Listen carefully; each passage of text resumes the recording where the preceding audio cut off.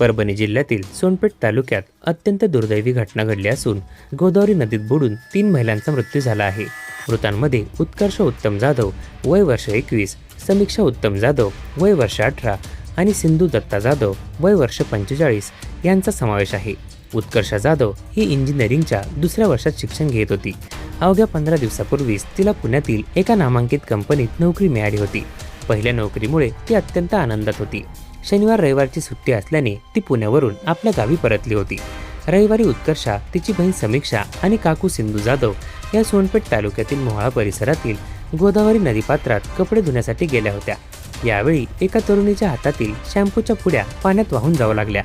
त्या पुड्या पकडण्यासाठी ती प्लास्टिकचा रिकामा डबा घेऊन नदीच्या खोल पाण्यात उतरली। मात्र डब्याचे झाकण उघडल्याने त्यात वेगाने पाणी शिरले आणि तिचा तोल जाऊन ती बुडू लागली। बहिणीला वाचवण्यासाठी दुसरी बहीण तातडीने पाण्यात उतरली, मात्र तिलाही पाण्याचा अंदाज न आल्याने ती बुडू लागली। दोन्ही पुतण्यांना पाण्यात बुडताना पाहून त्यांची काकू सिंधू जाधव यांनीही त्यांना वाचवण्याचा प्रयत्न केला, परंतु दुर्दैवाने त्या देखील खोल पाण्यात बुडाल्या।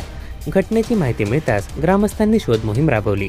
काही वेळानंतर तिघींचे मृतदेह नदीपात्रातून बाहेर काढण्यात आले। या हृदयद्रावक घटनेमुळे जाधव कुटुंबावर दुःखाचा डोंगर कोसळला आहे। अवघ्या 15 दिवसापूर्वी प्रतिष्ठित कंपनीत नोकरी मिळालेल्या उत्कर्षाचा असा दुर्दैवी अंत झाल्याने संपूर्ण परिसरात हळहळ व्यक्त केली जात आहे।